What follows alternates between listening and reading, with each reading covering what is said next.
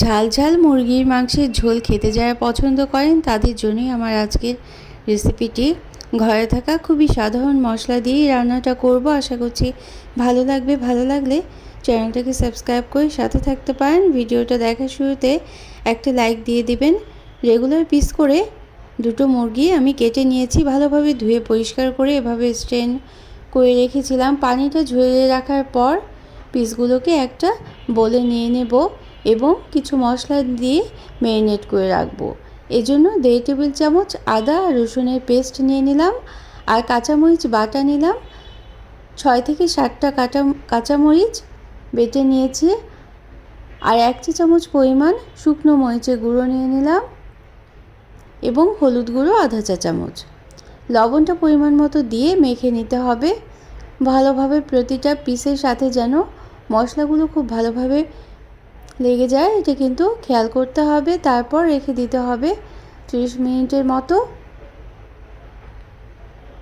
তো এভাবে করে ম্যারিনেট করে রাখলে মুরগির মাংস রান্নাটা অনেক বেশি খেতে সুস্বাদু হবে।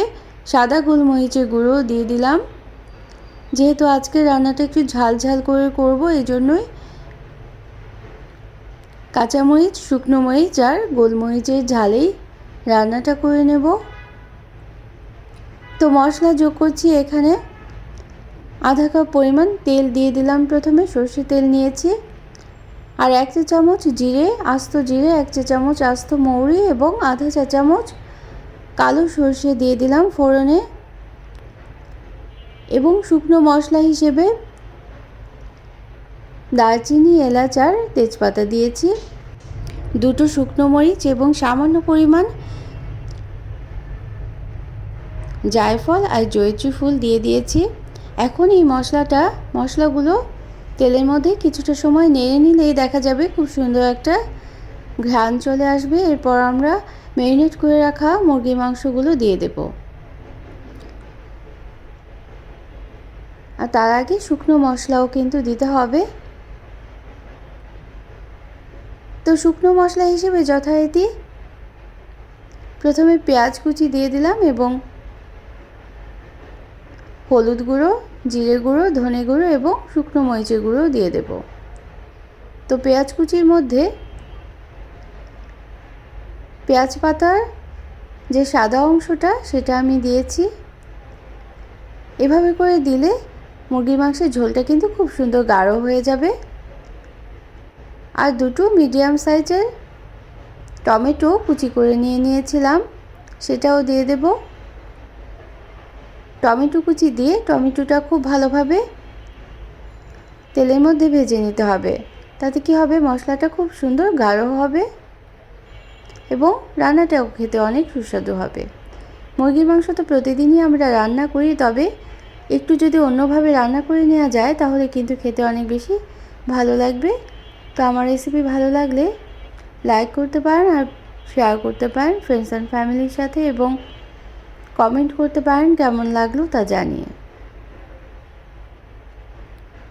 তো এভাবেই করেই কিন্তু তেলের মধ্যে একেবারে পানিটা ঝরিয়ে আমরা ভেজে নিয়েছি। পানি ছাড়াই প্রথমে ভেজে নিতে হবে মশলাগুলো, পেঁয়াজ এবং টমেটোটা বিশেষ করে।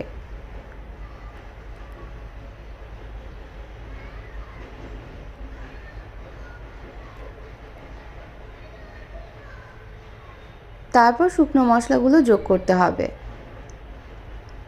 হলুদের গুঁড়ো 1 চা চামচ, ধনে গুঁড়ো 1 চা চামচ, জিরে গুঁড়ো 1 চা চামচ এবং শুকনো মরিচের গুঁড়ো 1 চা চামচ দিয়ে দিতে হবে।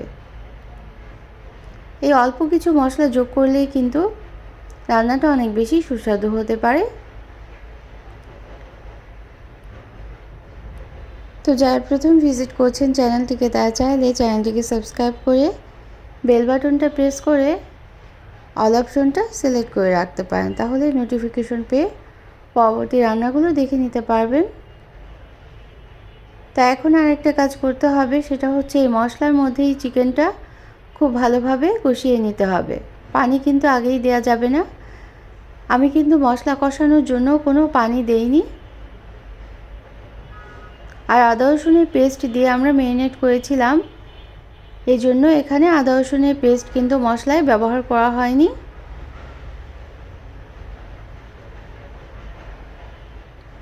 যেহেতু তেলটা একটু বেশি দিয়েছি তাই তেলের মধ্যেই খুব সুন্দরভাবে ভাজা ভাজা হয়ে যাবে। অবশ্যই কিন্তু তেলের পরিমাণটা ঠিক রাখতে হবে। তেল কম হলে মশলা এবং মুরগির মাংসটা কষানো ঠিকভাবে হবে না। তা এখন আমরা কুক করার জন্য পানি দিয়ে দেব। হালকা গরম পানি দিয়েছি 2 কাপ পরিমাণ।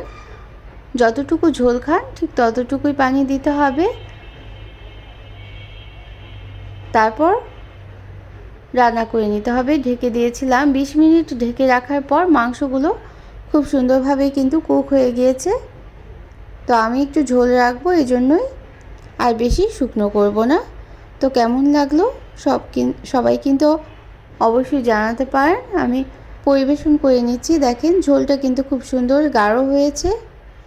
তো এইভাবে করে অল্প কিছু অন্য ধরনের মশলা যোগ করেই মশলাদার ঝাল ঝাল চিকেন কারিটা রান্না করতে পারেন। আশা করছি বাসার সকলের কাছে অনেক প্রশংসার দাবিদার হবে। তো অন্য কোনো দিনে অন্য কোনো রেসিপি নিয়ে আসবো ইনশাআল্লাহ। সেই পর্যন্ত সবাই অনেক বেশি ভালো থাকবেন।